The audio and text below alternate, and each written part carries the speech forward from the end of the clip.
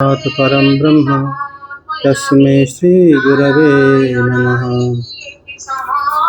जय श्री कृष्ण चैतन्य प्रभु नित्यानंद श्री अद्वैत गदाधर श्रीवासदि गौरभक्ता। जय श्री कृष्ण प्रभु नित्यानंद श्री अद्वैत गदाधर श्रीवासदि गौरभक्ता।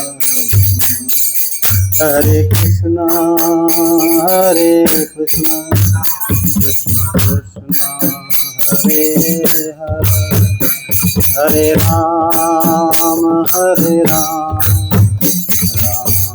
राम हरे हरे।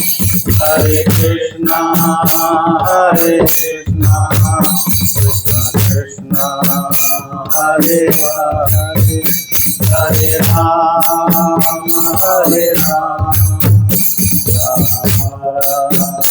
हरे कृष्णा कृष्ण कृष्ण हरे हरे, हरे राम राम राम हरे हरे। हरे कृष्णा कृष्ण हरे हरे, हरे राम हरे हरे कृष्णा कृष्ण कृष्ण हरे हरे, हरे राम राम राम हरे हरे। हरे कृष्णा कृष्ण कृष्ण हरे हरे, हरे राम राम राम हरे हरे। हरे कृष्णा कृष्ण कृष्ण हरे हरे, हरे राम राम राम हरे हरे। हरे कृष्णा कृष्ण हरे हरे, हरे राम हरे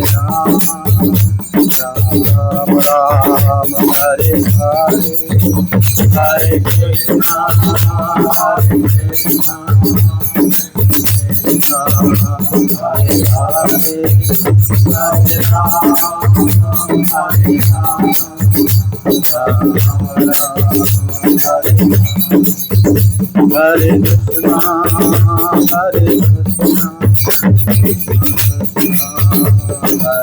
हरे, हरे राम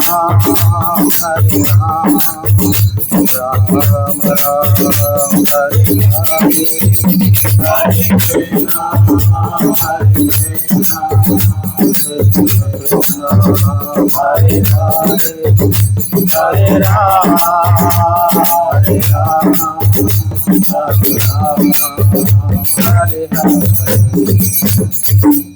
जय हरि नाम संकीर्तन की जय। जय श्री कृष्ण चैतन्य प्रभु नित्यानंद श्री अद्वैत गदाधर शिवासादि गौर भक्त वृंदा की जय। जय श्री बलभद्र, जय श्री सुभद्रा, जय श्री जगन्नाथ, श्री सुदर्शन देव की जय। भक्ति देव तुलसी माता की जय। श्रीमद् भागवतम की जय। वृंदावन धाम की जय। जय जय श्री राधे श्याम। ओम नमो भगवते वासुदेव, ओम नमो भगवते वासुदेवाय, ओम नमो भगवते वासुदेव, ओम नमो भगवते वासुदेवाय, ओम नमो भगवते वासुदेवाय। श्रीमद् भागवतम चतुर्थ स्कंद पंचम अध्याय वीरभद्रकृत दक्ष यज्ञ विध्वंस तथा दक्षवध।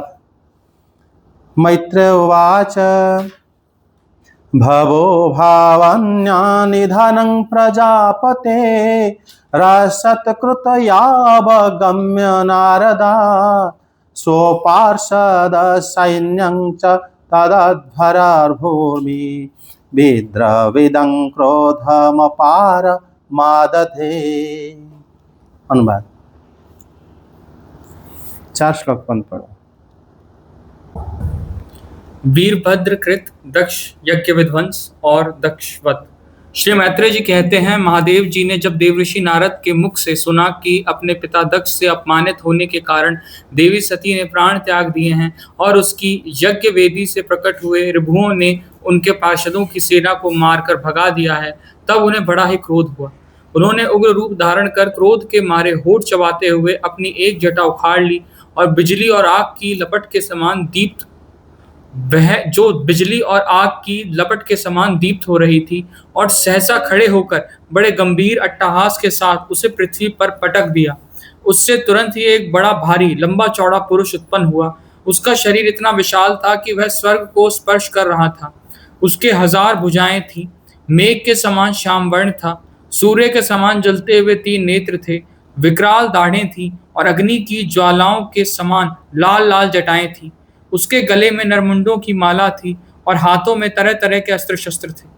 जब उसने हाथ जोड़कर पूछा, भगवान मैं क्या करूं, तो भगवान भूतनाथ ने कहा, वीरभद्र, वीर रुद्र, तू मेरा अंश है, इसलिए मेरे पार्षदों का अधिनायक बनकर तू तुरंत ही जा और दक्ष तथा उसके यज्ञ को नष्ट कर दे। जय जगन्नाथ। एथी मतलब ये श्लोक में भगवान जो बता रहे हैं वीरभद्र को, वीरभद्र जी को कह रहे हैं कि तुम मेरा अंश है, तुम जाओ दक्ष को और दक्ष यज्ञों का विध्वंस कर दो। श्री भगवान ऐसे क्यों बोले? मेरा अंश है, तुम जाओ दक्ष को। दक्ष जो है श्री ब्रह्मा जी के पुत्र हैं और वो ब्राह्मण हैं और उनके पास ब्रह्म तेज है। किसी भी ब्राह्मण को कोई कैसे वध कर सकता है? लेकिन यहां पर ब्रह्म तेज उनके पास होते हुए भी ये कर सकते हैं, क्योंकि वो ब्रह्म तेज जो है भगवान शिव का दिया हुआ है। इसीलिए ये उनको याद दिला दिए कि तुम मेरा अंश है, तुम जाओ मेरे आज्ञा का पालन करो। उनमें कोई दोष नहीं लगेगा। अन्यथा अगर कोई जाके किसी ब्राह्मण को हत्या करेगा तो उसी में तो उसके बाद उसका तो नरक में लंबा लिस्ट है, यम लोग तो पकड़ के ले लेंगे उनको। लेकिन भगवान शिव की आज्ञा है तो निर्दोष है लोग। इस श्लोक में भगवान ने स्वयं आज्ञा दे दी है कि मतलब भगवान कहे, आह रुद्र भटते त्वम अंश कहा, तुम मेरे अंश हो। अभट भटानाम अग्रणी सयज्ञं दक्ष स यज्ञं दक्षं जाहि। यज्ञों को भी ध्वंस कर देना और दक्ष को भी ध्वंस कर देना। मैत्रेय जी पहले कह रहे हैं श्लोक 1 से कि नारदात प्रजापते है असत कृपया भावन्यहा निधनं। श्री नारद के मुख से श्री भगवान श्रवण करें। भगवान शिव, उनको अपने आप क्या पता नहीं था, उनको वो तो सर्वज्ञ है। श्री नारद कहे तब उनको उन्होंने सुनकर उन्होंने यज्ञ को मतलब क्या करें, इसलिए भगवान शंकर जी फिर क्रोध को धारण करें कि क्या करा जाएगा। श्री नारद भगवान के अवतार हैं, लेकिन वो अवतार में वो युक्त वैराग्य सिखाते हैं। नारद पंचरात्र से युक्त वैराग्य के शब्द का अर्थ होता है कि जिस काम करके हम बंध जाते हैं तो क्या करके हम मुक्त खुल जाएंगे, ये उनके वो सिखाते हैं नारद जी। कर्म तो हम छोड़ नहीं सकते, है कि नहीं? तो ऐसा जैसे चाबी से ताला खुलता भी है, बंद भी होता है कि नहीं? मतलब वैराग्य जो है वो श्री नारद जी का जो अवतार की जो लक्ष्य है, क्या करने से यहां पर भगवान शिव क्या करेंगे। देवी सती का जब अंतर्ध्यान हो गया, देवी सती अंतर्ध्यान होने के बाद भगवान शिव क्या करेंगे, ये बात श्री नारद ने उनको, क्योंकि श्री नारद जी के अवतार ही का कारण वही है, वो बताएंगे क्या करना चाहिए, जिससे सृष्टिकरण भगवान शंकर शिव जी प्रलय करता है, संहार करता है। क्या एक चूहा के लिए क्या पूरा घर को जला दोगे, पूरा ब्रह्मांड को नाश कर दोगे क्या? घर में एक अगर चूहा है कि मतलब एक के छिपकली, तो उसको कैसे, उसी को कैसे निकाला जाए, इस उपाय जो जानता है वो श्री नारद है, वो बता दिए कि क्या करा जाएगा। पूरा विश्व को नष्ट कर देंगे। भगवान श्री रुद्र जो है उनका क्रोध से पूरा संपूर्ण ब्रह्मांड नाश हो जाएगा। लेकिन आवश्यकता क्या है? ब्रह्मांड नाश तो ब्रह्मांड के अंत में ही भगवान शंकर विनाश करते हैं, लेकिन भगवान शिव शुरू से जगत में है। आविर्भाव सृष्टि के शुरू से ही हो जाता है उनका, ब्रह्मा जी के पुत्र के रूप में। कभी कभी भगवान विष्णु के भवन से भी निकलते हैं, कभी कभी ब्रह्मा जी की भवन से निकलते हैं। अन्य अन्य कल्प में अन्य अन्य प्रकार के वो प्रकट होते हैं। तो भगवान शिव अगर संहार करता है, लेकिन शुरू से आके क्या करते हैं इस जगत में? शिव वास्तव में भगवान शिव तत्व ज्ञान सबको प्रदान कर, वो गुरु भी है। चर अचर के वो गुरु हैं भगवान शिव। और इसी से जब भगवान शिव श्री नारद उनको बताए भगवान क्या करे ना, क्रोध को धारण करे। उतना क्रोध, दंड देने के लिए क्रोध, पूरा विश्व को नष्ट करने के लिए क्रोध नहीं, सिर्फ दंड। मतलब दक्ष जो है जितना भी अपराध करे हैं उसी के लिए दंड देने के लिए क्रोध करके क्या करे ना, धुर्जट रुद्र तड़ित, उन्होंने क्या करे ना, बहिन सटो चेष्टितम, उनका जटांग उत्कृत्य, एक जटा को उखाड़ दिया उन्होंने। उखाड़ के तो उसमें क्या करे ना, हसन उत्थिता गंभीर नादंग टांग भूवि विशासर्जा, भूमि के ऊपर उसको पटक दिया।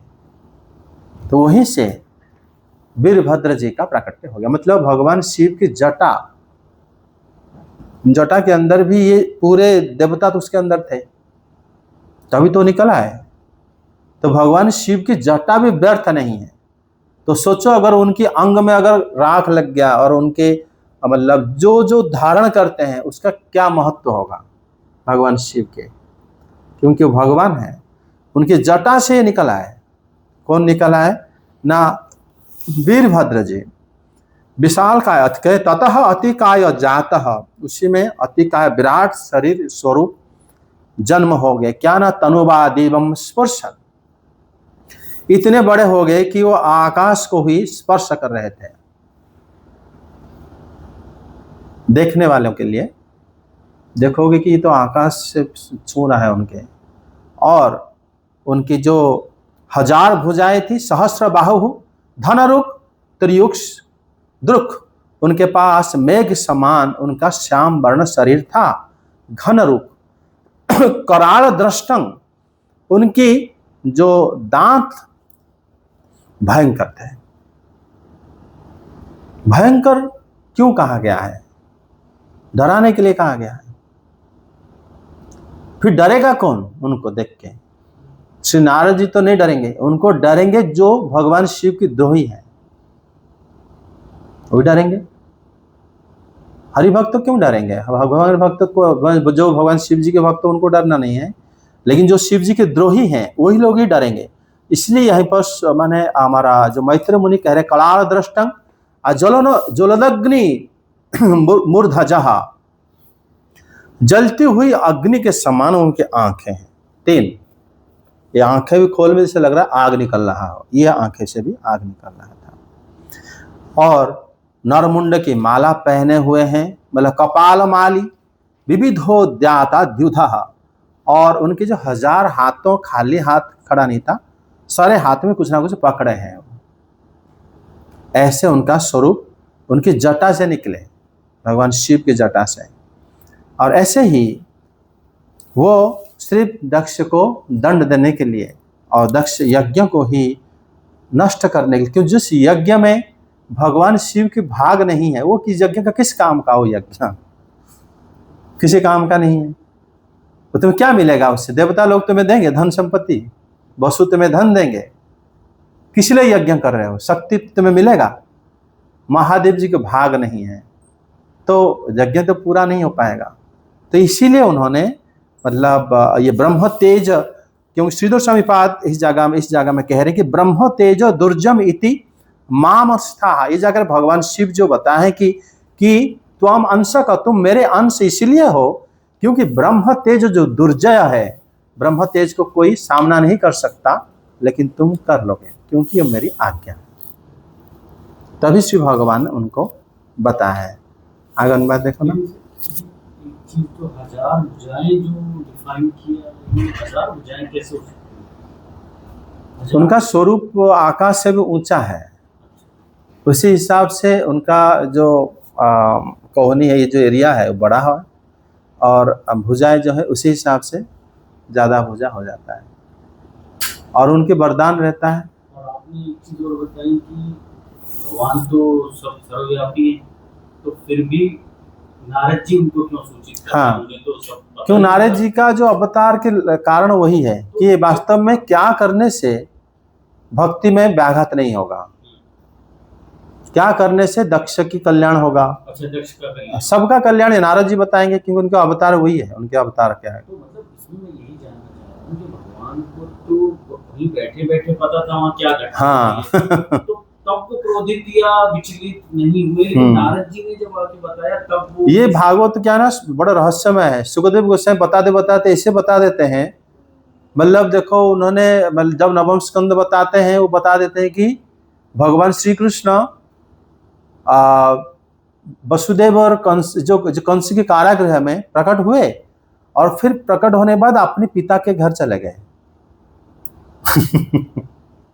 अपने पिता मतलब नंद महाराज को बोल दिया उनके पिता के घर। मतलब सुखदेव गोस्वामी जब बोलते हैं ना, बोलते बोलते बहुत कुछ बोल देते हैं। वो मतलब वसुदेव और देवकी के पास उनके पुत्र रूप में प्रकट हुए, लेकिन सुखदेव गोस्वामी पाद कहते हैं कि प्रकट होने के बाद उनको फिर अपने पिता के घर चले गया। मतलब ब्रज उनके पिताजी का घर अगर है, ये क्या नर्सिंग होम था जहां पर जो भगवान प्रकट हुए। मतलब सुखदेव गोस्वामी की जो बातें हैं ना, जो श्लोक में भाव बड़े ध्यान से पकड़ना पड़ता है। रासलीला में जब वो बताते हैं कि सब गोपियां जो है भगवान के पास आए, और एक जगह में बताते वो गोपियां मतलब भगवान के पास आए, एक गोपियां भगवान के पास जा रहे हैं, किसी आ रहे हैं, ऐसा उनका बात बहुत जगह में बड़ा कंफ्यूज करता है। सुखदेव गोस्वामी जिस गोपियों के साथ क्योंकि वो श्री राधा रानी के साथ चलते हैं, उसी समय तो बोले ये जा रहे हैं हम श्री कृष्ण के पास। पहुंचने के बाद बाकी जो आ रहे हैं उनके लिए बोले वो आ रहे थे श्री कृष्ण के पास। सुखदेव गोस्वामी की भागवत कथा मतलब कथन जो सुनेगा वो तो उनको तो सब बुद्धि पूरा गोल हो जाएगा। वो बड़े अद्भुत ढंग से बोलते हैं भागवत, उनकी तरह कोई नहीं बोल सकता। आगे अनुवाद देखो ना, 5 से 9। प्यारे विदुर जी, जब देवादिदेव भगवान शंकर ने क्रोध में भरकर ऐसी आज्ञा दी, तब वीरभद्र उनकी परिक्रमा करके चलने को तैयार हो गए। उस समय उन्हें ऐसा मालूम होने लगा कि मेरे वेग का सामना करने वाला संसार में कोई नहीं है, और मैं बड़े से बड़े वीर का भी वेग सहन कर सकता हूँ। वे भयंकर सिंहनाद करते हुए एक अति कराल त्रिशूल हाथ में लेकर दक्ष के यज्ञ मंडप की ओर दौड़े। उनका त्रिशूल संसार संहारक मृत्यु का भी संहार करने में समर्थ था। भगवान रुद्र के और भी बहुत से सेवक गर्जना करते हुए उनके पीछे हो लिए। उस समय वीरभद्र के पैरों के नुपुर आदि आभूषण झनन झनन बजते जाते थे। इधर यज्ञशाला में बैठे हुए ऋत्विज, यजमान, सदस्य तथा अन्य ब्राह्मण और ब्राह्मणियों ने जब उत्तर दिशा की ओर धूल उड़ती देखी, तब वे सोचने लगे, अरे ये अंधेरा सा कैसे होता आ रहा है, यह धूल कहाँ से छा गई। इस समय ना तो आंधी ही चल रही है और ना कहीं लुटेरे ही सुने जाते हैं, क्योंकि अपराधियों को कठोर दंड देने वाला राजा प्राचीन वही अभी जीवित है। अभी गौओं के आने का समय भी नहीं हुआ है, फिर यह धूल कहाँ से आई? क्या इसी समय संसार का प्रलय तो नहीं होने वाला है? तब दक्ष पत्नी प्रसूति एवं अन्य स्त्रियों ने व्याकुल होकर कहा, प्रजापति दक्ष ने अपनी सारी कन्याओं के सामने बेचारी निरपराधा सती का तिरस्कार किया था। मालूम होता है यह उसी पाप का फल है, अथवा हो ना हो यह संहार मूर्ति भगवान रुद्र के अनादर का ही परिणाम है। प्रलयकालीन उपस्थित होने पर जिस समय वे अपने जटा जूट को बिखेर कर तथा शस्त्र अस्त्रों से सुसज्जित अपनी भुजाओं को ध्वजाओं के समान फैलाकर तांडव नृत्य करते हैं, उस समय उनके त्रिशूल के फलों से दिग्गज बिध जाते हैं तथा उनके मेघ गर्जन के समान भयंकर अट्टहास से दिशाएं विदीर्ण हो जाती हैं। इस प्रकार उन्होंने भगवान शिव प्राकट्य करे वीरभद्र जी को। वीरभद्र जी वो आए यज्ञशाला में। जब वो आए वो ऐसे आए, वो भागते हुए आए। उनके जो थे पार्षद पीछे पीछे हो गए। वीरभद्र जी जब वो जा रहे थे भागते हुए, उनके पैरों में, अगर उनके शरीर इतने विशाल का है, उनके पैरों में नुपुर बंधा हुआ था, पहने हुए थे। वो ध्वनि कर रहा था। ये ध्वनि बड़ा भयंकर था। साधारण जो जैसे कन्याएं नुपुर पहन के घर में चलते हैं वो तो सुंदर लगता है, सुनने में अच्छा लगता है, लेकिन ये वीरभद्र जो नुपुर पहने थे वो अगर आकाश जैसे शरीर हो तो मंदिर का घंटा देखा होगा बड़ा बड़ा, उससे भी बड़ा उनका नुपुर की जो ध्वनि एक साथ मतलब बजता था, तो बड़ा भयंकर ध्वनि होता था उस समय। तो उस प्रकार जैसे विनाशकालीन ये त्रिशूल भी उनके हाथ में भी था, वो भागते हुए गए।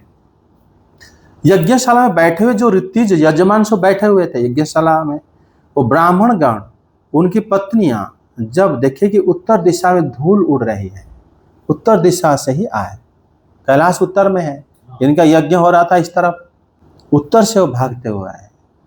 जब आए तो उसी समय जैसे लगता था कि अंधेरा छा रहा हो, और उनको ये लगा कि अभी आंधी तो नहीं चल रही है, लुटेरे इस समय नहीं है। कि लुटेरे जो आते थे ना वो झुंड होके आते थे, तो तब भी आंधी उठता था। बोले कि नहीं, अभी राजा प्राचीन बहिर जीवित है, मैत्रेय जी कह रहे हैं, तो फिर धूल कहाँ से आ सकता है।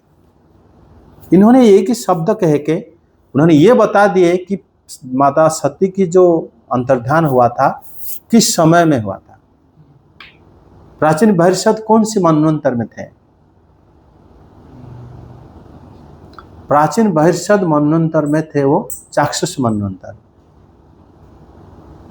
पहले स्वयंभू मनवंतर में भगवान शिव की विवाह हुआ था। प्रसूति देवी के साथ जो दक्ष जी का विवाह हुआ था, उन्हीं की कन्या थी देवी सती, कनिष्ठ कन्या, उन्हीं से भगवान शिव की विवाह हुआ था। ये था स्वयंभू मनवंतर की कथा। स्वयंभू मनवंतर के बाद स्वरचिष मनवंतर आया, उसके बाद उत्तम मनवंतर मतलब आया, उसके बाद तामस मनु आया, तामस मनु के बाद रैवत मनु आया। ये सब प्रियव्रत महाराज के परिवार के थे। उसके बाद आया चक्षुष मनु, जो कि ध्रुव महाराज के परिवार से जन्म हुए थे। चाक्षुष मनु जब शुरू हुआ था उस समय राजा प्राचीन बहिर राजा हुए थे। मतलब मोटा मोटा हिसाब करके अगर देखो तो 4 मनु तो पूरा चले गए। स्वयंभू मनु मनवंतर कुछ समय था, 4 मनवंतर में 284 युग बीत गया था। इसलिए जब हम पूर्व अध्याय में जब हम पढ़े उस टाइम आप जानते हो कि उन्होंने कहे कि ससुर दामाद की जो झगड़ा बहुत दिन हो गया था, उसके बाद यज्ञ हुआ था। 284 युग काफी लंबा दिन है।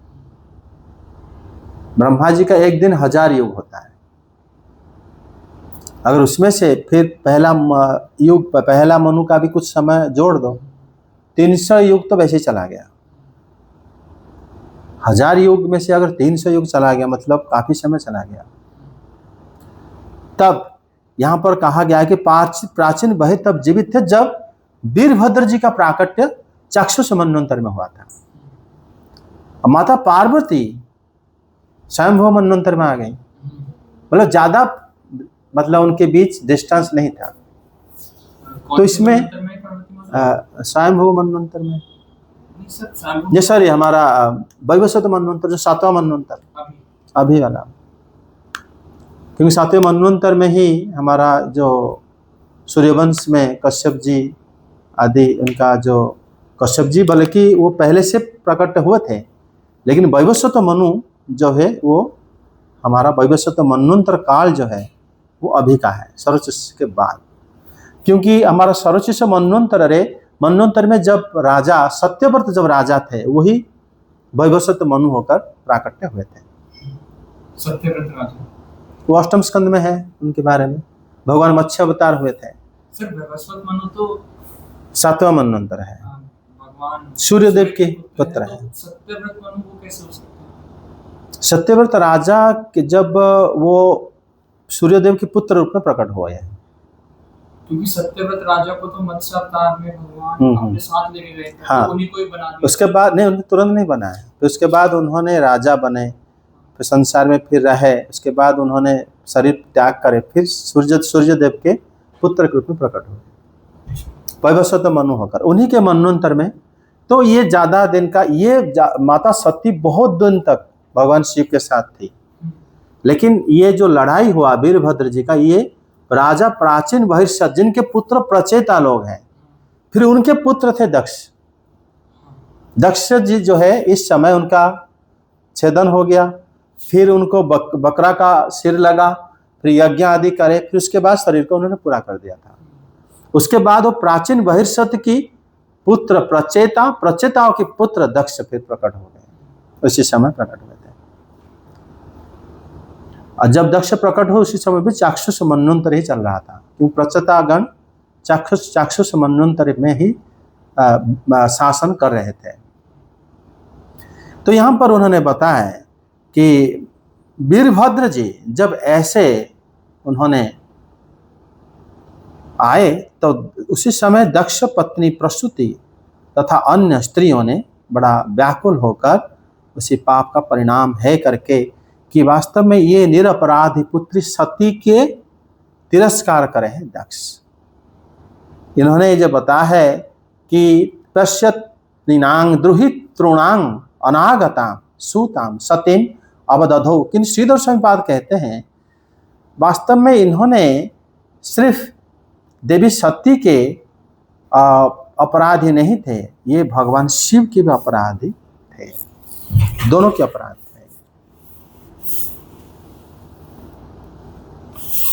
वो देवी प्रसूति कह रही है जब प्रलय काल आता है, भगवान शिव जिनका ये अपराध भी दक्ष कर रहे हैं, वो पूरा संसार को प्रलय कर देते हैं भगवान। हमारा जो पृथ्वी है, जम्बूद्वीप है, फिर जो लवण समुद्र है, फिर कुशद्वीप, लक्षद्वीप, ये सब सूरा समंदर है, फिर दूध समंदर है, घी के समंदर है, मठा के समंदर है, मधुर जल, 7 समंदर है। उसमें अंतिम में लोकालोक पर्वत है जो 12.5 करोड़ योजन ऊंचाई है, 1 योजन 12 किलोमीटर है, लगभग 150 जो करोड़ किलोमीटर ऊंचाई है। उसके ऊपर दिग्गज रहते हैं, दिग्गज, ताकि वो मतलब गार्ड की तरह रहते हैं कि कोई ये ब्रह्मांड से जा ना पाए। वो दिग्गज दिशा उनके हिसाब से रहते हैं, पूर्व दिशा की ये, पश्चिम का ये। हम देखो अगर सूर्यदेव ना हो, पहले से हम घर बना दिए, ये पूर्व पश्चिम उत्तर दक्षिण पता चल गया, मान लो कि घर ही नहीं है, एक मैदान है, सूर्य नहीं उग रहे हैं, आप कैसे बताओगे? चंद्रमा भी नहीं है, और वायु जो है सर्दी और गर्मी में दिशा बदलते हैं वो लोग, वो भी नहीं, आप कैसे बताओ कौन सा दिशा है? भगवान शिव दिशाओं को नष्ट कर देते हैं, दिग्गज को नष्ट कर देते हैं। प्रलय के समय जब नया सृष्टि होगा पता भी नहीं चलेगा कौन सा दिशा कहां पे था। वहां सूर्यदेव नहीं, सूर्यदेव को तो उल्टा वो मतलब क्रियाशील कराते हैं कि इस दिशा में तुम घूमना है तो इनको पूर्व समझ लेना, इसको पश्चिम समझ लेना। ब्रह्मा जी जब पहले प्राकट्य हुए, उनका 4 दिशा में 4 मुंह आया, ऐसे कहा जाता है। ये पूरब हो गया, ये पश्चिम, उत्तर, दक्षिण। अगर उठ के वो घूम गए, कहीं फिर घूम के दूसरी जगह बैठे, उनको कैसे पता चलेगा मैं पहले कहाँ बैठा था और पूरब कौन सा था? उस समय दिग्गज ही उसको क्या करते हैं, परिचालना करते हैं। लेकिन भगवान शिव पूरा नष्ट कर देते हैं, दिशा भी पता नहीं चलेगा। यहाँ पर देवी प्रसूति कह रही है कि वो पूरा त्रिशूल की अग्र भाग से दिग्गज को बिंद जाते हैं और दिशाएं विदीर्ण हो जाता है, दिशा ही नहीं रहता। और ये उस समय उनका तेज बड़ा असह्य होता है। उसी समय भगवान शिव बार बार क्रुद्ध करके, मतलब यहाँ पर ये दक्ष जो है बार बार भगवान के प्रति क्रुद्ध होकर ये अपना ही बुराई करा है, भगवान शिव को नहीं जानता। तो इस प्रकार उन्होंने दक्ष के लिए बड़े दुखी हुए।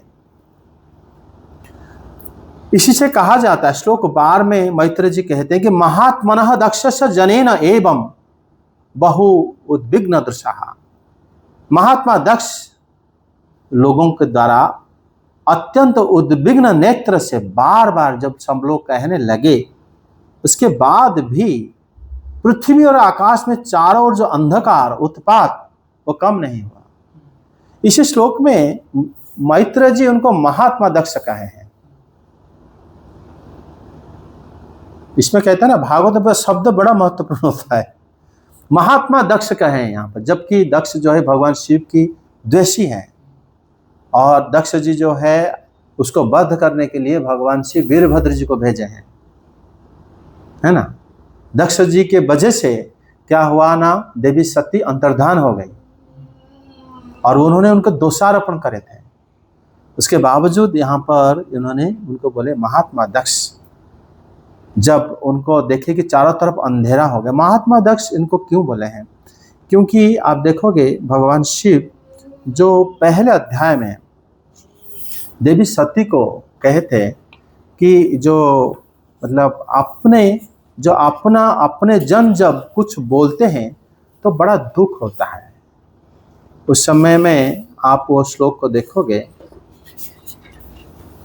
उसमें भगवान शिव ने बोले थे कि जब कि स्वानांग दुरुक्ति भी मर्म ताड़ितः, तीसरे अध्याय में 19वां श्लोक, वो कह रहे हैं कि जो आत्मीय जन अगर कोई दुर्वचन करता है तो बड़ा दुख होता है, मर्म स्थान विध जाता है। इसका मतलब दक्ष कभी उनके आत्मीय था, दक्ष उनके कभी भक्त थे, इसलिए यहां पर उनको महात्मा दक्ष यहां पर वो बोले हैं। क्योंकि भगवान जब लीला करते हैं उनके शत्रु भी भगवान की लीला का अंशीदार हो जाते हैं, उन्हीं के वजह से लीला हो पाता है। तो उनके लिए यहां पर उन्होंने महात्मा दक्ष बोले हैं। और बोले हैं कि विदुर जी उसी समय दौड़कर जो आए थे आयुध को लेकर, रुद्र के अनुचर चारों ओर से यज्ञशाला को घेर लिए। इतने मतलब मनोबल आ गया था, क्योंकि वो जब भगवान की आज्ञा में जब हम कुछ कार्य करते हैं तो फिर आत्मा में भगवान तो रहते ही रहते हैं, वो पूरा कार्य को पूरा करते हैं कि हम उनके शरण में आ गए, उनकी आज्ञा को पालन करें। उसी तरह जैसे वहां पर देखोगे श्लोक 5 में जब उन्होंने वीरभद्र जी ने बोले हैं कि वो कहते हैं कि मेरा वेग को अभी कोई सहन नहीं कर पाएगा, बड़े बड़े वीर भी मुझे अभी रोक नहीं पाएंगे। ऐसा जो उनके मन में आ गया, क्यों आया? आत्मबल कहाँ से आया? वीरभद्र जी का, शिव जी की आज्ञा, भगवान शिव जी के आज्ञा को पालन कर रहे थे। उसी तरह अगर गुरु की आज्ञा से अगर कोई प्रचार कर रहा है तो उसके बहुत आत्मबल आ जाता है, क्योंकि गुरु उसको कराते हैं, ये तो खाली एक स्पीकर की तरह बैठ जाते हैं। और उसमें ये भी है कि वीरभद्र जी ने उनकी परिक्रमा करे। भगवान शिव ने बोले कि तुम मेरे अंश हो, तुम जाओ, इसलिए कभी भी तुम्हें दक्ष और दक्ष यज्ञों को नाश कर दो।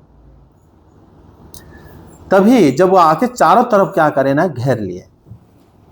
उसमें किसी ने क्या करे, प्रागवंश तोड़ दिए। कोई पार्षद जहां पर सब लेडीज मतलब माताएं रहते थे उस भवन को भी नष्ट कर दिए।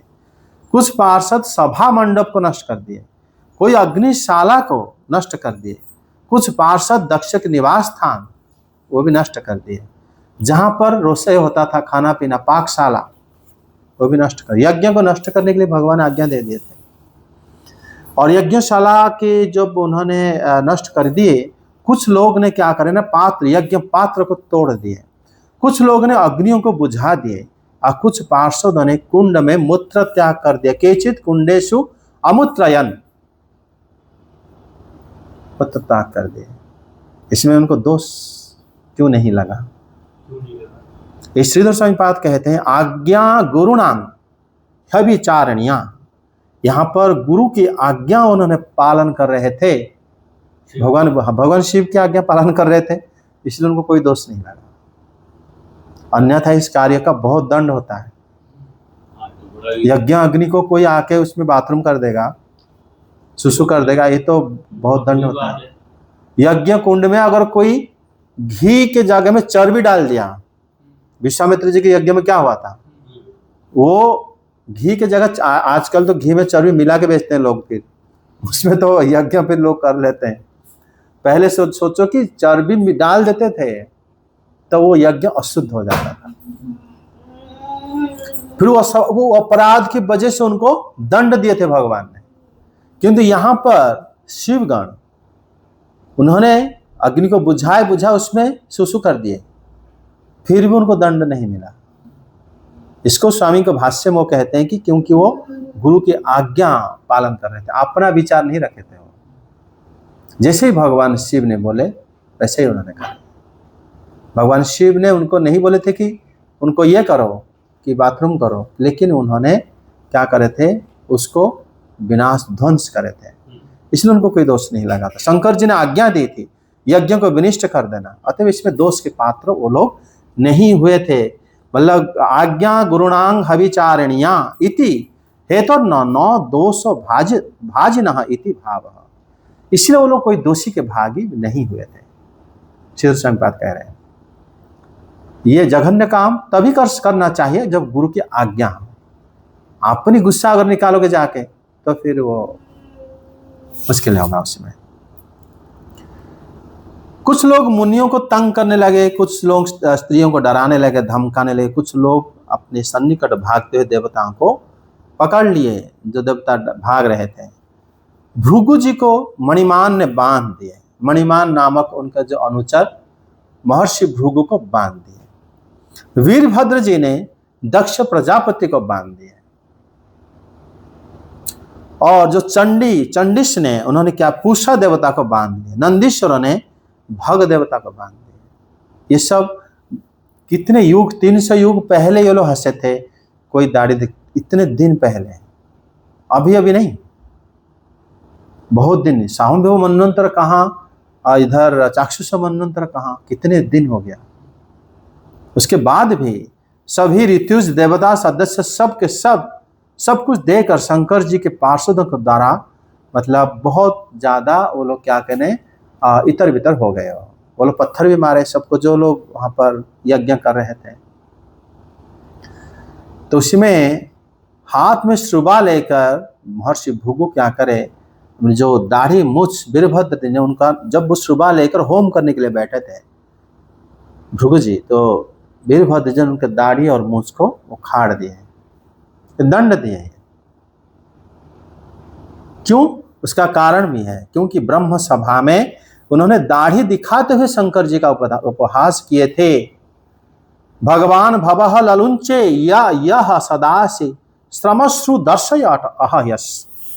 वो जो श्रमश्रु था उनके पास, दाढ़ी था, मूछ था, तो उसको दिखा के उन्होंने भगवान शिव की निंदा करे थे। भृगु ऋषि तो उनके दाढ़ी को नोच लिया, उखाड़ दिया। भृगु जी ने कुछ कहा नहीं था। भृगु जी ने उनको कहा था, वो कहा था कि जो लोग शैव दीक्षा ले लेंगे वो लोग तत्व ज्ञान से रहित हो जाएंगे। और वो नंदीश्वर ने बता दिए जो शिव जी के द्वेष करेगा वो तत्व ज्ञान से रहित हो जाएगा। मतलब दोनों तरफ हो जाओगे। लेकिन शिव जी के लिए तो कुछ नहीं बोला उन्होंने। शिव दीक्षा के लिए बोले, तो वो भी शिवद्रोह है। मतलब शिव जी की दीक्षा नहीं लेना चाहिए, इसका मतलब। और भगवान शिव सब ग्रहण कर लिए उन्होंने, जो दोनों ने बोले, नंदीश्वर जी ने और भृगु जी ने जो बोले हैं वो दोनों ही ग्रहणीय है। सब सारे वैष्णव आचार्य दोनों को ग्रहण करते हैं, इसलिए शिव निंदा कोई नहीं करता और शिव जी के दीक्षा भी कोई नहीं लेता। सर शिव जी की दीक्षा क्या अर्थ है? शैव मंत्र में दीक्षित होना। अच्छा, सिर्फ विष्णु मंत्र में दीक्षा। हाँ, विष्णु मंत्र से दीक्षित हो के अगर शिव जी का आप पूजा कर रहे हो तो फिर दोषावा नहीं होगा। ये तो उसका अर्थ वही हो गया। क्योंकि आप जानते हो, हम जब महाप्रसाद जब भोग लगता है वो जो हम देवियों को देते हैं, माताओं को, भगवान शिव को क्यों नहीं देते? भगवान, क्योंकि वो उसमें कोई पार्थक्य नहीं, फर्क नहीं है। भगवान शिव और भगवान बलभद्र में कोई अंतर नहीं देखा जाता। इसीलिए जब हम लोग विष्णु मंत्र में भगवान को भोग लगाते हैं, हम जब पार्षद को नहीं, जो भगवान के भोग को, प्रसाद को हम माताओं को समर्पण करते हैं, जो भी माता है, फिर भक्तों को देते हैं। भगवान शिव को कोई भक्त नहीं है, वो भगवान स्वयं है। क्योंकि द्वितीय नाम अपराध में है कि भगवान शिव को और भगवान विष्णु को अगर पृथक तुम देख रहे हो तो अपराधी हो। तो अपराधी हो, ये दोनों एक है। शिव और विष्णु। उनको पृथक देखना अपराधी है। स्वतंत्र रूप से उनको कि ये मतलब अलग है, अपराध है। स्वतंत्र पूजा वही तो होता है, स्वतंत्र पूजा। उनको अलग समझना, अलग नहीं समझना चाहिए। तब उन्होंने वीरभद्र जी ने उनको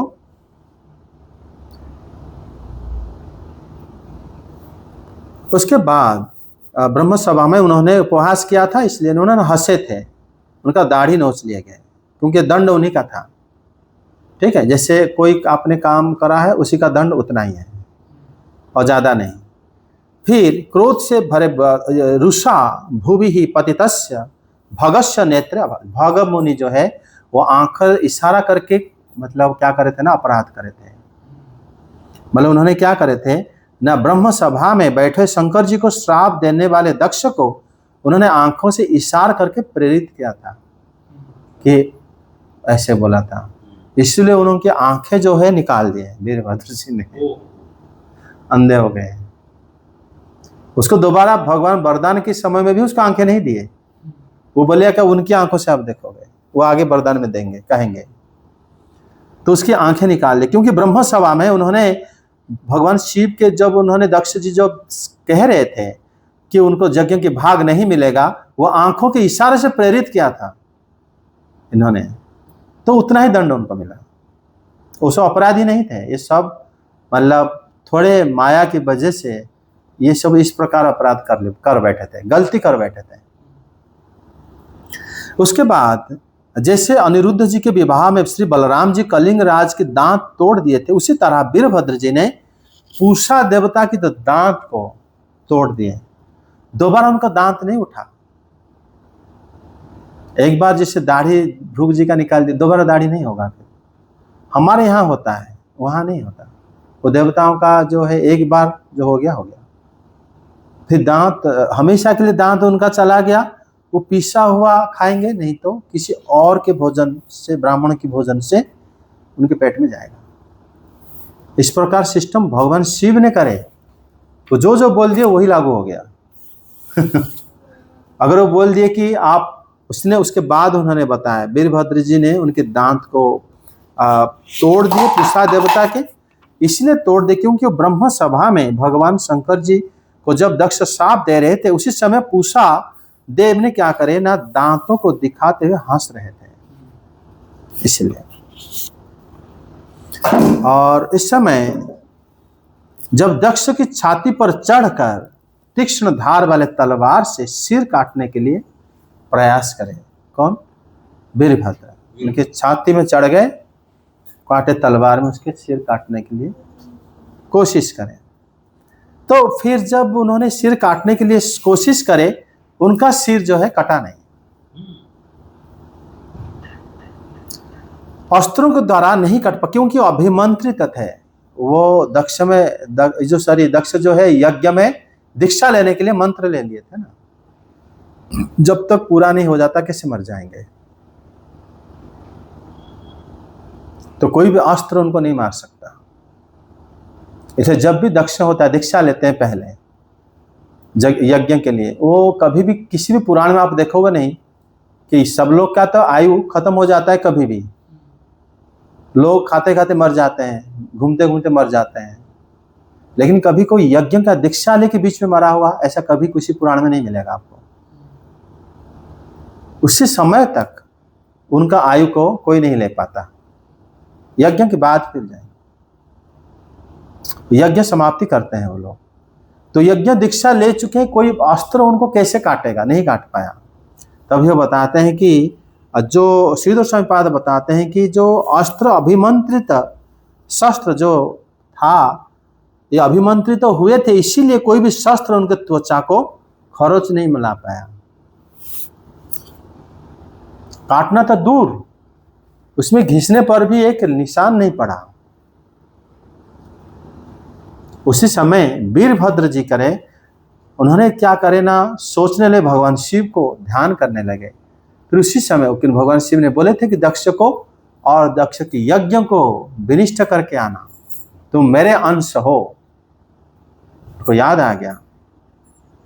तो उन्होंने देखे कि जो यज्ञ पशु जिसमें सिर छेदन किया जाता है, उसका एक यंत्र बनाया जाता है लकड़ी में और वो लगा के, ताकि वहां रखेंगे, सिर छेदन करने के लिए आसान होगा। यज्ञ जो अश्वमेध यज्ञ में अश्व को बलि दिया जाता है ना, नरमेध यज्ञ में नर को बलि दिया जाता है, गोमेध यज्ञ में गौ माता को बलि दिया जाता है। तो वो जो बलि जब दिया जाता है, तुरंत उसका खून भी इधर नहीं पड़ता, हवन कुंड में चला जाता है, तुरंत वो दिव्य शरीर उनको मिल जाता है। जो पशु यज्ञ पशु जो है ये देवता हो जाता है। वो उनकी नजर में आ गया। तो उन्होंने क्या करे ना, यज्ञ पशु जहां पर बलि चढ़ते हैं वहीं पर दक्ष को उन्होंने बिठा दिया, रख के फिर उसी में जब उनको काटे फिर कट गया। क्योंकि यज्ञ का जो ये दक्ष जो है पशु तुल्य अपराध करा था, इसलिए पशु की तरह उसके बद्ध हो गया, राजा की तरह नहीं हुआ। युद्ध करके उसका गला काट दो, नहीं हो पाया। इसे पशु बद्ध करते उसी तरह उसका दंड ही उसको मिला। वीरभद्र जी को काम देखकर सब पिशाच, सब आदि जो भूत पिशाच थे साधुवाद देने लगे। क्या करें, दीक्षा का मंत्र लेने के बाद भी फिर भी उनका वध हुआ कैसे सर, ये सब थोड़ा। इसमें भगवान शिव के आज्ञा की वजह से हुआ, और पशु तुल्य कर्म के लिए जो उपयुक्त दंड जब मिलता है वो हो जाता है। और भगवान शिव की आज्ञा था, मतलब भगवान की आज्ञा है, वो उसी आज्ञा के जब बताए थे कि इसको अगर खाली गला काट देते हैं तो वो राजोचित दंड होता, जैसे राजा दंड देते हैं, लेकिन वो उसी का अपराधी नहीं था, अपराधी पशु अपराध था उसका, इसलिए उसी से उसका दंड हो गया। भगवान की आज्ञा था। वीरभद्र जी को याद आया बाद में, पहले तो कोशिश करे, हुआ नहीं उनका दंड। इस प्रकार कुपित वीरभद्र जी दक्ष की सिर क्या करे, दक्षिणाग्नि में आहुति दे दी। दक्षिणाग्नि आहुति देने का अर्थ होता है दोबारा वो सिर फिर यूज नहीं हो सकता, जल गया। जहां पर गलत काम होता है उन्हीं को दक्षिणाग्नि में आहुति दिया जाता है, जो अपराधी हो जाते हैं। और उन्होंने उसी में आहुति दे के होम कर दिए, यज्ञशाला में आग लगा दिए सब जगह में, फिर वो कैलाश आ गए। इसी प्रकार इति श्रीमद् भागवत महापुराण चतुर्थ स्कंदे दक्ष यज्ञ विध्वंस नाम पंचम अध्याय। जैसे ही उन्होंने ये ऐसे करे, तब से मैत्र जी कहते हैं, अथ देवागणाः सर्वे रुद्रानिकैः पराजिताः शूलपट्टिश निश्चिं गदा परिध मुद्गरैः। मतलब जब रुद्र के सेवक वो रुद्र के सेवकों के द्वारा सब पराजित हो गए, वहां पर जितने भी देवता थे, वहां पर अनुचर, इनके पास त्रिशूल था, परिधि था, खड्ग, गदा, ये सब मुद्गर, ये सब लेके गए हुए थे, सब छिन्न भिन्न होकर इधर उधर चले गए। यज्ञ में जो ऋत्विज सभासदस्य देवता भयभीत हो गए, श्री ब्रह्मा जी के पास गए और उनको नमस्कार करके यज्ञ में हुई सारी घटना को सुना। इसका मतलब उस यज्ञ सभा में ब्रह्मा जी नहीं थे, ब्रह्मा जी उस सभा को नहीं आए हुए थे। तभी उन्होंने जाके सारे देवता डरे हुए जाके उनको बताए, ब्रह्मा जी को। डरे क्यों थे? डर गए थे वो लोग? वो मार रहे हैं। नहीं, डरे हुए थे भगवान शिव की, वो लोग द्वेषी थे। अच्छा, मारने की वजह से क्यों डरेंगे? उसी तो राक्षस लोग प्रहलाद जी को मारते थे, वो डरे थे क्या? भक्त नहीं डरते, ये डर गए थे क्योंकि ये द्वेषी थे। शिव द्वेषी जो होते हैं उनको संसार, अपना शरीर से प्रिय लगने लगता है। तब जब उसमें शरीर में कुछ खरोच ले आओ, मार दो, एक हाथ काट दो, डर जाएगा वो? लेकिन जो भक्त है वो तो जानता है शरीर में हूं ही नहीं, वो क्यों डरेगा? ये देवता सब भयभीत होके, मतलब भया कुलाह सर्वे देवागणाः स्वयं भुवे नमस्कृत्य एतत् प्रार्थस्नेह ने बताया। वो लोग जाके ब्रह्मा जी के पास सब बता दिए और डरे हुए थे लोग। एतत् पुरवैः उपलभ्य भगवान अब्ज संभवः विश्वात्मा नारायणश्च कस्य अधरन्। वो लोग भगवान नारायण और भगवान ब्रह्मा ये दोनों यज्ञ में नहीं गए थे। उनको पता था कि कुछ होने वाला है। भगवान शिव उनसे अभिन्न है, तो कैसे जाएंगे? भगवान शिव को भाग नहीं दे रहे हैं लोग, तो कैसे जाएंगे? सर इतने हजार सालों से उनके यज्ञ चल रहे थे, उनमें भाग ग्रहण कौन कर रहा था? हजार सालों से जो पहले जो यज्ञ, उन्होंने इसी जो दौरान जो यज्ञ हुआ, उन्होंने यज्ञ कोई नहीं भाग, भगवान शिव को तब भी भाग नहीं दिए थे वो पहले जो यज्ञ हुआ था। लेकिन तभी प्रश्न उठता है कि तभी भगवान शिव क्यों यज्ञ को ध्वंस नहीं करें? लेकिन अभी ध्वंस करने के पीछे एक ही कारण है, देवी सती जो है दुखी हो गई। भगवान भक्तों के भगवान होते हैं, जब भक्तों को दुख लगेगा फिर भगवान उसको सहन नहीं करते। मैं सुन रहा था शिव पुराण किसी से, तो शिव पुराण में दिखा रहे थे कि ब्रह्मा जी विष्णु जी को सब सुनाने की वह यज्ञ में क्या हुआ था, और अब आप बता रहे हो कि ब्रह्मा जी तो वहाँ गए नहीं, तो कैसे सुना रहे? ब्रह्मा जी को देवता लोग बताए थे। तो एकदम एग्जैक्ट? हाँ, एग्जैक्ट क्यों नहीं बता पाएंगे? सारे देवता लोग ब्रह्मा जी को बताए, अब ब्रह्मा जी फिर भगवान विष्णु जी को बताए। अब ब्रह्मा जी उसके बाद सब देवताओं को लेकर भगवान शिव के पास गए माफी मांगने के लिए। भगवान विष्णु यज्ञ में क्यों नहीं थे? सुना जाता है कि दक्ष जी के भगवान विष्णु की काफी पूजा अर्चना की थी। जब वीरभद्र आए थे तो भगवान विष्णु खड़े हुए थे। नहीं, इसमें उसी समय कुछ श्लोक स्पष्ट है कि उसी समय वो नारायणंच कस्य अधरामन इयतु हो, माने वो जो उन्होंने उसी समय श्रीधर स्वामी पाद कहते हैं कि वापि नागत, वो गए ही नहीं थे यज्ञ में। पुराण जब सुनते हो श्लोक को, वहाँ पर कुछ लिखा अलग होगा, ध्यान नहीं दिया होंगे, क्योंकि अनुवाद में बहुत गलत रहता है। कभी कभी अनुवाद जो करते हैं ना पुराण का, शिव पुराण में भी, अब फिर कल्प भेद में, किसी कल्प में वो भी हुआ था, किसी कल्प में ये भी हुआ है, और कल्प भेद में सारे कथा सत्य हो जाता है, विरोध नहीं होता। एक ही समय घटना नहीं हुआ, ये घटना कई बार होता है। इसीलिए वो मतलब सारे रचना, ऋषि जब रचना करते हैं जो उनकी स्मरण में आता है वो लिख देते हैं, वेद व्यास जी, इसलिए सारे बातें सही होता है। सर अब जैसे आपने बताया कि शिव जी को इस बार इसलिए उन्होंने ध्वंस किया कि सती माता को बुरा लगा। हाँ, तो सर जब नंदीश्वर को बुरा लगा तो क्यों नहीं किया? नंदीश्वर को जो बुरा लगा, उन्होंने तुरंत क्या करे, अपना प्राण त्याग नहीं करे, उल्टा उनको श्राप दे दिया। अगर देवी सती उनको श्राप दे के आ जाती तो शायद ध्वंस नहीं होता। लेकिन भगवान शिव जब देवी सती के विरह हो गया, अंतर्धान हो गया, श्री नारद ने आके बताया कि आपको अभी उनको ध्वंस कर देना चाहिए, तब भगवान शिव ने ध्वंस कर दिया। और जो उन्होंने तो कोशिश भी करी दक्ष को मारने की, वो मार नहीं पाए थे। हाँ, उन्होंने, क्योंकि यक्ष उन्होंने दंड देने आए थे। दंड जो है वो दोष के हिसाब से मिलना चाहिए। अगर आपने चोरी करा है, अगर आपको 1 साल की दंड होना चाहिए, मतलब कारावास होना चाहिए। चोरी वाले को अगर मान लो कहेंगे ना इसको फांसी दिया जाएगा, जिन्होंने हत्या करा है ना उसको 1 महीना दंड जल जाएगा। इस तरह तो गलत हो गया ना। अगर दक्ष ने पशु के दंड मतलब जैसा ही अपराध करा है तो पशु जैसे ही उनको दंड मिलना चाहिए। दंड होता है क्या ना, ये विनाश नहीं होता, दंड होता है जो जिसे गलती करा है, जैसे उनका दाढ़ी निकाल दिए, उनकी आंखें निकाल दी, उनके दांत निकाल दिए, जो जैसे अपराध करा था उस हिसाब से। लेकिन सर मैं पूछ रहा हूँ उस टाइम उन्होंने दक्ष प्रजापति पे हमला क्यों नहीं किया था? कब? नंदीश्वर ने भगवान शिव वहां बैठे हुए थे, तो उन्होंने उसी समय जैसे भगवान ने उनके हृदय में प्रेरणा दी उतना ही बोले वो, और वो भी शास्त्र में जरूरी था। नहीं तो भगवान शिव की निंदा करके भगवान विष्णु को कैसे भक्ति करेंगे वो लोग। वो नंदीश्वर का कहना बड़ा उचित था, और तब भगवान की प्रेरणा से सारा चीजें हुआ था। नहीं तो भागवतम में वो सब नहीं होता। भागवतम में सब ग्रहण किया गया।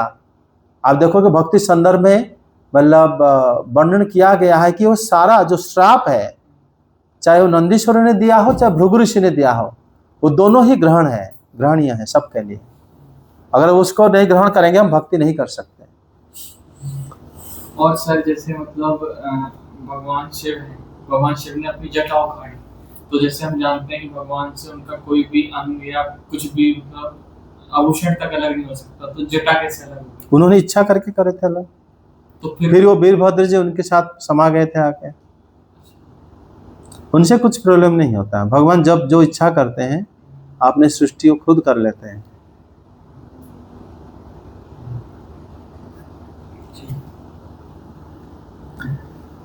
उसके बाद उन्होंने बताते हैं कि भगवान ब्रह्मा जी क्या करें, देवताओं की बात सुनकर उन्होंने कहे कि वो तेजस्वी पुरुष से कोई अपराध भी हो जाए तब भी उनके बदले में अपराध करने वाला का ही मतलब जो अपराध उसके बदले में करता है उसका दोष होता है। उन्होंने बता दिए कि वो कह रहे हैं कि तदाकर्ण्य विभु प्राह तेजयशी कृता गसी।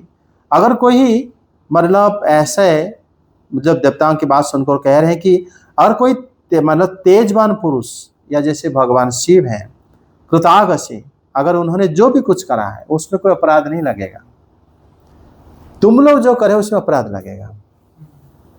कौन बोले? ब्रह्मा जी ने बोले। नेक्स्ट चैप्टर स्टार्ट हो गया। हाँ, तभी तुमने जो करा है उसमें अपराध लगेगा, उनको अपराध नहीं लगेगा। भगवान शिव जहर के समंदर पी लिए, हम चेष्टा नहीं कर सकते, पीने की कोशिश नहीं कर सकते, करेंगे तो मर जाएंगे। भगवान श्री कृष्ण रासलीला करें, हम नहीं कर सकते, करेंगे तो हमारा ऐसे विनाश होगा। तभी सुखदेव गोस्वामी रासलीला जब अंतिम में बताते हैं कि महापुरुष के वाणी और उनके करनी, सुखदेव गोस्वामी बताते हैं कि महापुरुष की जो कथनी और करनी जहां पर मेल खाता हो वो हम करना चाहिए। जहां पर उनकी करनी और कथनी अलग है उनका करनी को कभी भी हम अनुकरण नहीं करना चाहिए। भगवान शिव कभी भी उनके अनुयायी को बोले कि तुम लोग ना मेरे भक्त इतने भक्ति करो, तुम जहर क्यों नहीं पी लो, तुम लोग सब पी क्यों नहीं रहे हो, अभी बताएंगे वो जहर कोई भी पियो मर जाएगा। या हम लोग कहेंगे इतने दिन हम तो भक्ति कर रहे हैं, क्यों ना हम जहर ट्राई किया जाए, अगर हम जहर पिएंगे तो हम तुरंत मर जाएंगे, वो हमें जला देगा। भगवान शिव पीने के लिए कभी नहीं कहे कि जहर मेरे भक्तों तुम लोग पियो। उसी तरह भगवान श्री कृष्ण रासलीला जो करे हैं कभी अपने भक्तों को कहे कि तुम लोग भी करना चाहिए। इसलिए जो करते हैं वो हम नहीं कर सकते, जो कहते हैं वो हम करना चाहिए। भगवान श्री कृष्ण जो उपदेश दिए भगवद गीता में 11 स्कंद में वो हम करना चाहिए, हम उनका करा हुआ चीज हम नहीं कर सकते। और यहाँ पर ब्रह्मा जी कहते हैं कि बोले देवताओं को ये कह रहे हैं कि महापुरुष का जो भूल तुम लोग देख रहे हो सकता है तुम्हारा समझ नहीं है, तुम्हें देख रहा है कि भगवान शिव उठे नहीं, तब दक्ष ने क्या करे उनको श्राप देना शुरू कर दे, क्यों नहीं उठे वो, मेरे दामाद है, मेरे पुत्र तुल्य है, मैं बड़ा हूं, भाई वो उठे नहीं उठे तुम्हें जो दिख रहा है तुम्हारे हिसाब से तुम निर्णय करोगे क्या उनके कार्यकलाप को? इसीलिए मतलब ये हम बिना समझे, हो सकता है हम समझ नहीं पा रहे हो, इसलिए उनका जो कुछ भी किया गया हो, हमें जो लगता है गलत, वो गलत नहीं होता। वो हमारी दृष्टि में कुछ भूल होती है, हम देख नहीं पा रहे हैं सही वस्तु को, समझे? इसीलिए उनके अपराध, और तुम लोग जो करे कोशिश, वो अपराध है। वो बताते हैं कि अथापि यूयं भवम कृत क्लिबसा, ये बहिर्सदः भाग भाजम, कि तुम लोग भगवान शिव के अपराधी हो, क्योंकि तुम उनको क्या करे ना, बहिर्सदः भाग भाजम, तुम उनको भाग प्रदान नहीं किए। ये तुम तो गलती करे हो, साफ साफ गलती है। यज्ञ करे हो, भाग नहीं दिए, यज्ञ में उनको पूजा नहीं करे, आह्वान नहीं किया। भगवान शिव तो कहता है कि उन्हें कुछ नहीं चाहिए, उन्हें कोई भाग दे या राधा। हाँ, लेकिन हमें देना पड़ेगा। जैसे मतलब अगर किसी देवता को चाहिए नहीं, तो अगर हम कभी ना दें क्रोध में या तो भगवान विष्णु, भगवान श्री कृष्ण को भी कुछ नहीं चाहिए, लेकिन तुम मंदिर बना के पूजा कर रहे हो ना, मांगने के लिए कि हमें ये वस्तु चाहिए प्रभु, उनको तो कुछ भी नहीं चाहिए, वो आपका काम है। अब तो अपनी श्रद्धा से उनको करना चाहिए। जैसे जो लोग साधु होते हैं, वो सम्मान की भूखा नहीं होते, लेकिन फिर भी गुरु को पूजा किया जाता है। उनको लात क्यों नहीं मारते? कि उनको तो साधु है, लात मारने पर कुछ कहेंगे भी नहीं। क्यों नहीं करते हम लोग? ये शिष्टाचार है। भगवान शिव को नहीं चाहिए यज्ञ के भाग, लेकिन फिर भी हम देना चाहिए। हम उनको पूजा करेंगे, वो ना ले। भगवान शिव लेने भी नहीं आते थे, इसलिए नवम स्कंद में है, जब एक राजा, असुरी वंश राजा थे, वो गए थे लेने के लिए भाग। उनके पिता बोले कि तुम जाके उनसे भाग ले लेना। अम्बरीश महाराज के पिता थे वो, अम्बरीश महाराज के पिता, वो गए थे क्योंकि उनके भाइयों ने उनके पिता को ही रखे थे भाग में कि ये तुम्हारे भाग्य है।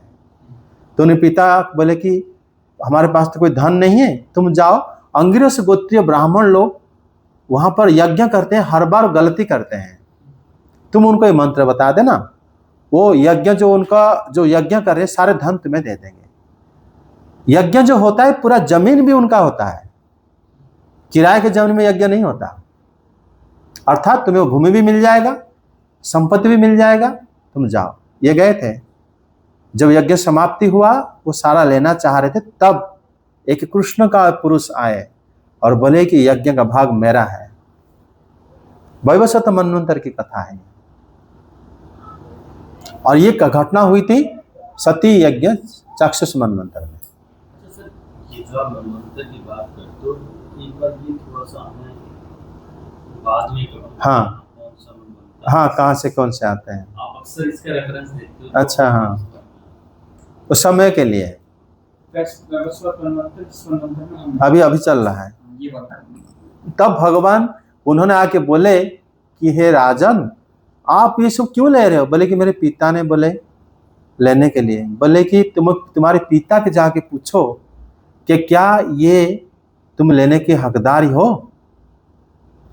ये दोबारा गए पूछने के लिए, तो उन्होंने पिता ने बोले कि नहीं, सती यज्ञ के समय सब लोग मिलके ये तय किया गया था कि भगवान शिव को यज्ञ के पूरा अवशिष्ट अंश मिलता है, इसीलिए हम लोग वास्तव में इसका हकदारी नहीं है। तब जब वो आके बोले उनको, तब भगवान शिव ने बोले तुम्हारे पिता ने सत्य कहा है और तुमने भी सत्य कहा है, और ये वास्तव में मैं तुम्हारे पर खुश हूँ, प्रसन्न हूँ। उनको ब्रह्म ज्ञान भी दिए और वो सारे धन भी दे दिए। ऐसे गुरु हुए, गुरु को धन देते हैं, ये गुरु ने उनको सब कुछ दे दिया उल्टा। क्योंकि भगवान शिव लेने, तुम जैसे कह रहे हो ना, वो लेते नहीं है, वास्तव में लेते भी नहीं है, आते नहीं है लेने के लिए, लेकिन उनको दिया जाता है, उनको दिया जाता है। ना देना ही अपराध है। भगवान को जैसे माने प्रणाम किया जाता है ना, उसी तरह भगवान शिव को यज्ञ का भाग पूरा दिया जाता है। कोई भी पूजा पाठ हो, उनको जरूर पूजा करना चाहिए। अगर हम उनको नहीं देंगे, तुम कह रहे हो उनको जरूरत है, हम क्यों दें?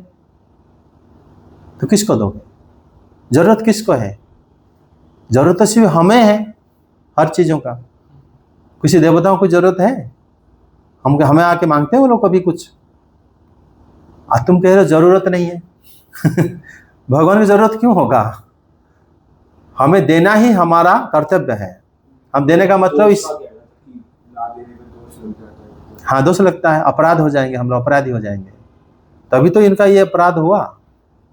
तभी भगवान शिव कहते हैं कि क्योंकि यज्ञ के भाग तुमने प्रदान नहीं किया, अब शुद्ध अंतःकरण से शीघ्र प्रसन्न हो जाते हैं भगवान शिव, इसीलिए तुम लोग चिंता मत करो, उनके पास जाके उनको माफी मांगो, नमः शिवाय, तभी जाके वो तुम्हें माफ कर दे। बड़ा आशुतोष है, बहुत जल्द प्रसन्न होते हैं। तब उन्होंने दक्ष के दुर्वचन के कारण उनका हृदय विद्ध हुआ है, साथ ही उनका जो प्रिय या विहीनम देवी सती भी अंतर्धान हो गई है। इसलिए तुम लोग पुनः यज्ञ प्रारंभ करने से पहले महादेव जी को जाके प्रसन्न कर देना चाहिए, अन्यथा अगर वो कुपित होते हैं तो फिर सारे लोकपाल नहीं रहेंगे। इसका मतलब श्री ब्रह्मा जी भी यहाँ पर खुद अपने आप को भगवान शिव के अधीन कहकर उन्होंने देवताओं को समझाया कि अगर ऐसा नहीं होता है तो हम सब उसी में आ जाएंगे। और वो आशुतोष है, तुम लोग निश्चित रूप से जाकर भगवान को संतुष्टि करो, क्योंकि उनके भगवान शिव है परम स्वतंत्र हैं, और भगवान शंकर की जो बल पराक्रम ठीक ठीक से ना तो मैं जानता हूं, ना देवराज इंद्र जानते हैं, ना तुम लोग जानते हो। वास्तव में उनके पराक्रम ठीक ठीक भाव से हम नहीं जानते हैं, पूरा अच्छी तरह से नहीं बता सकते हैं। इसलिए दूसरों की बात क्या कहना, हम कैसे उनको बर्ताव करना चाहिए, इसलिए क्या करना चाहिए ना, हम उनको प्रणाम करके उनके शरण में चले जाना चाहिए। क्योंकि शिव बात कहते हैं यश तत्वं बलवीर्ज यो हो प्रमाणमयतांग च न विदुः, उनका जितना बल और शक्ति जो भी है, कहाँ कहाँ व्याप्त है, वो क्या कर सकते हैं, वो हम नहीं जानते, ठीक भाव से नहीं जानते, आप लोग भी नहीं जानते हो। इसीलिए क्यों भगवान शिव को जानना कठिन है, वो वेद गुह्य है। उनको मतलब क्या करते हैं ना, लोग भगवान श्री विष्णु को जानते हैं संसार से परे हैं, और संसार जो है माया संसार है, देवता ब्रह्मा जी वगैरह सब हमें, भगवान शिव यहाँ रहते हैं और वो वैकुंठ भी जाते हैं, यहाँ भी रहते हैं, और मोक्षदाता भी वही हैं।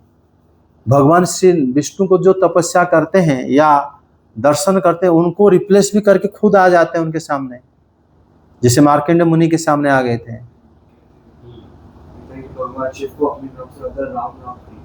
भगवान उन्होंने क्या करे ना, श्री नारायण को ध्यान कर रहे, नारायण उनको दिखाई दे रहे थे। लेकिन जब माता पार्वती, क्योंकि ये वैवस्वत मनवंतर की कथा है, माता पार्वती ने उनको कहे कि हम चलो साधु के पास चलते हैं, मुझे अच्छा लग रहा है, तो भगवान शिव बोले अच्छा ठीक है चलो। यदियो वो हमें नहीं बुला रहे हैं, वो श्री नारायण को भजन कर रहे हैं, लेकिन भगवान शिव आए तो आए, उनके हृदय के अंदर दोनों प्रवेश कर गए, माता पार्वती और भगवान शंकर, गौरी शंकर अंदर आ गए। तो वहां पर मार्कंडेय, द्वादश स्कंद भागवतम में है, मार्कंडेय जी उनको दर्शन करके आश्चर्य हो गए थे। इसलिए शास्त्र में जो लिखा गया है कि वो अभिन्न है, श्री नारायण एवं भगवान शिव अभिन्न है। तो उन्होंने मार्कंडेय जी के ऊपर कृपा करे और उनको वरदान भी दिए। अब पूरी में इसलिए मार्कंडेश्वर जो मार्कंडेय मुनि भगवान शिवलिंग स्थापना करे थे, वहां पर हैं। और उसी में भगवान शिव का ये जो वो कह रहे हैं कि हम ठीक ठीक नहीं बता पाएंगे उनके बारे में, इसलिए सबसे बढ़िया है उनके शरण में चले जाओ, उनके बल वीर्य को हम अच्छी तरह। इसी तरह ब्रह्मा जी सारे देवताओं को आदेश दिए, देवता प्रजापति पितर इस सब को लेकर उन्होंने भगवान श्री शंकर के प्रिय धाम कैलाश पर सब लोग गमन करने लगे। फिर हम यहीं पर कथा विश्राम देंगे, अगले बार हम सुनेंगे कि कैलाश पर्वत के पास मतलब जाकर देवता लोग भगवान शिव को कैसे मनाएं और उसके आगे फिर दक्ष आदि कैसे फिर यज्ञ को पूरा करें और भगवान शिव से कैसे उनको प्रसन्न होकर क्या वरदान दिए इत्यादि हम आगे पाठ करेंगे। श्लोक 10 तक हुआ, 8 तक। जय जगन्नाथ। इसमें कोई टॉपिक है चर्चा करने के लिए? सर वीरभद्र जी के बारे में थोड़ा और बताओ। वीरभद्र जो है, वीरभद्र जी भगवान शिव का एक रूप है। भगवान शिव ने उनको बताया तो मेरे अंश हो, भगवान शिव के ही रूप है। और वीरभद्र जी जो है भगवान शिव की आज्ञा को पालन करते हैं, आज्ञा वाहक हैं। और उन्होंने भगवान शिव के वही लीला को ही उन्होंने पूरा करे थे वीरभद्र जी। वीरभद्र जी के अन्य अन्य लीला भी है, दूसरे पुराणों में वर्णन है, युद्ध वगैरह में। वो जब सृष्टि प्रलय होता है कहीं पे तो वहाँ पर भी वो लीला करते हैं। शिवगण सब लोग करते हैं। भगवान शिव के जितने गण हैं वो आप जानते हैं उनका रूप देखने में बड़ा विकृत है। अब तो हम तुलसीदास जी के रामचरितमानस में वर्णन है, सबका रूप अलग अलग है, लेकिन उनमें एक चीज अच्छा है, वो सब विषय भोगी नहीं है कोई, इसलिए भगवान शिव को वो लोग प्रिय है। देखने में अच्छा नहीं दिखते, किसका सिर नहीं होगा, किसका एक आंख होगा, किसका बहुत सारे आंखें होंगे, किसके दांत, हाँ गण जो होते हैं वो दिखने में बहुत विकराल होते हैं, लेकिन वो बहुत भगवान शिव को प्रिय है वो गण, क्योंकि वो लोग सब दिल के बहुत अच्छे हैं, वो विषय प्रति दूर रहते हैं। भगवान शिव के साथ परमात्मा में लीन रहते हैं वो लोग, भोले बाबा के साथ। वो ना कभी उनको स्त्री चाहिए, ना धन चाहिए, ना अच्छे पोशाक चाहिए, वस्त्र, ना घर, ब्रह्मानंद में मग्न रहते हैं वो लोग। नहीं तो भगवान शिव वो उनको, उनका अपना गण है, उनको पसंद करते हैं, उनके साथ घिरते हुए रहते हैं वो, क्योंकि वो सब आत्मचिंतन करते हैं। विषय को भगवान शिव पसंद नहीं करते। जो विषय जिसको पसंद है, स्त्री चाहिए, घर चाहिए, धन चाहिए, भगवान शिव उनको पसंद नहीं करते। तभी तो नंदीश्वर ने श्राप दे दिए कि जो शिव दोषी होंगे वही लोग विषय भोगी होंगे, ज्यादा तत्व ज्ञान से रहित हो जाएंगे। लेकिन हम समाज में तो देखते हैं भगवान शंकर की भक्त हैं, भगवान शंकर की पूजा आराधना करते हैं, जल चढ़ाते हैं, बहुत उनका सिमरन करते हैं, वो शैव होते हैं। और वो लोग भी आप देखोगे तत्व ज्ञान से रहित होते हैं, भृगु जी के श्राप के कारण। उनका शास्त्र में भगवान शिव को तत्व में समझने के प्रयास नहीं करते। मगर वो तो सब वो भगवान से मांग ही रहे होते और मांगने के लिए पहुंच जाते हैं। मतलब हम लोग जो विषय होते हैं ना, हमें भगवान इसीलिए जरूरत है क्योंकि हमें कोई वस्तु की जरूरत है, हम कुछ हमें चाहिए। तो इसलिए बताओ उस प्रकार पूजा का क्या अर्थ है? आप सोचो कि आपको चाहा है और वो देने में समर्थ है, आपने सुन लिया तो आप पहुंच जाओगे उनके पास, ना धो के पूरा जो कहोगे मानो हाँ मैं सब तैयार हूँ लेकिन मुझे ये वस्तु चाहिए। तो इसमें किस प्रकार इसका पूजा है? वो तो लेन देन बिजनेस जैसा हो गया, बिजनेस जैसा। उसमें भगवान उन्हीं लोगों के लिए मंदिर चाहिए, वो लोग वहाँ जाते भी हैं और मांगते हैं। लेकिन जो भक्त होता है अकिंचन भक्त, शिवगण को देख लो, और भगवान हरि के भक्त वैसे एक जैसे ही होते हैं। वो उनको कुछ नहीं चाहिए जगत में, वो ब्रह्ममय होकर मग्न रहते हैं, आत्मानंद उनको मिलता है, आनंद मिलता है। और एक चीज और भी आपने कहा वो कैलाश पे गए, उस कैलाश सर, कैलाश पे तो बहुत लोग जा रहे हैं आजकल, कैलाश पे चले जाते हैं, ऊपर होता है वही होते हैं, मगर वहाँ तो किसी को मुझे ना दिखाई नहीं, ऐसा वर्णन नहीं है। नहीं, कैलाश को कोई ऊपर तक भी नहीं जा पा रहे हैं, ये भी वर्णन आता है। और वो पास आसपास जाते हैं फिर आ जाते हैं ऐसे। जो यहाँ धरती पे कैलाश है, सही में वो कैलाश है जिसमें भगवान शिव वास करते हैं? नहीं, उसी में भी थोड़ा मतभेद है। और क्योंकि हमारे ब्रह्मांड पुराण के मतलब जो लोकेशन है, जियोग्राफिकल लोकेशन, वो सब थोड़ा भिन्न है। ये कहते हैं कि रसिया जो ठंड एरिया ऊपर है, साउथ में ठंड नहीं है, नॉर्थ में ठंड एरिया सारा है। अंटार्कटिका का जो मैप है वो भी डाउटफुल है कि वो साउथ में है करके, वो साउथ, वो भी नॉर्थ में है। मतलब जो एक्चुअल कैलाश पर्वत है भगवान शिव वास करते वो है, वो पृथ्वी है। हाँ, पहले सबसे बड़ा डाउट है हिमालय। ये जो पर्वत है, ये मैनाक पर्वत है, इसके बारे में वर्णन है ब्रह्मांड पुराण में है। हिमालय के पास रास्ता बड़ा दुर्गम है। पांडव लोग जो गए थे, वो महाभारत में आप देखोगे वर्णन जो है, बद्री आश्रम, जो पांडव वनवास के समय जो गए थे वो हिमालय नहीं गए थे। बद्री आश्रम जो है जहां पर अभी है वो बद्री आश्रम है, लेकिन बद्री आश्रम उससे भी भिन्न है और ऊपर है। श्रीपाद शंकराचार्य ने इसे जानते थे कि लोग वहां जा नहीं पाएंगे, इसलिए यहाँ पर उन्होंने मंदिर स्थापना करके बोले कि यहीं पर बद्री आश्रम है। जबकि बद्री आश्रम के निकट कलाप ग्राम है। कलाप ग्राम में श्री नर नारायण जो है वास करते हैं, तो वहां तक भी ये लोग जाने के लिए भी रास्ता नहीं है। आप देखोगे जो भौगोलिक स्थिति है भारत का, जहां पर 4 धाम है, ये बड़ा पवित्र भूमि है जहां पर हम लोग रह रहे हैं।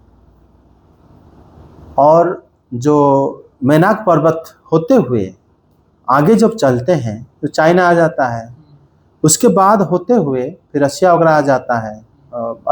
जाओगे उस एरिया सब ठंड मतलब बर्फ जम जाता है वो जगह। अमेरिका इधर देखो, ग्रीनलैंड देखो, रशिया देखो, सब एक लाइन में है वो लोग सब। लेकिन उसके बाद भी आगे रास्ता है जो कि दुर्गम है। उससे आगे जहाँ हिमालय तक कोई बिरला जाता है, वहाँ पे रह भी सकता है। और फिर वो रास्ता तक वो दुर्गम होने से अगम्य हो गया है। ब्रह्मांड पुराण में लिखा है कि वहाँ सब लोग नहीं जा पाते। दुर्गम हो गया, काफ़ी डिफिकल्ट जाने में, हाँ, हिमालय के पास जाने में।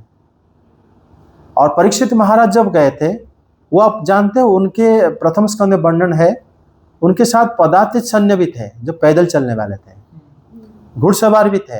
और इसका मतलब उन्होंने उनको लेके गए थे, उनको रास्ता पता था, और सब लोग नहीं जा पाते। उनका स्थिति जो है बड़ा विचित्र है पृथ्वी का। ठीक है, अभी रखते हैं। श्री कृष्ण गोविंद हरे मुरारे, हे नाथ नारायण वासुदेव। श्री कृष्ण गोविंद हरे मुरारे, हे नाथ नारायण वासुदेव। श्री कृष्ण गोविंद हरे मुरारे, हे नाथ नारायण वासुदेव। गोविंद हरे मुरारे, हे नाथ नारायण वासुदेव। हरे कृष्ण कृष्ण हरे हरे, हरे राम राम राम हरे हरे। कृष्ण कृष्ण कृष्ण हरे हरे, हरे राम राम राम हरे हरे। कृष्ण कृष्ण कृष्ण हरे हरे, हरे राम राम राम हरे हरे। हरे कृष्ण कृष्ण कृष्ण हरे हरे, हरे राम राम राम हरे हरे। हरे कृष्ण कृष्ण कृष्ण हरे हरे, हरे राम राम राम हरे हरे। हरे कृष्ण कृष्ण कृष्ण हरे हरे, हरे राम राम राम हरे हरे। जय हरि नाम संकीर्तन की जय हो।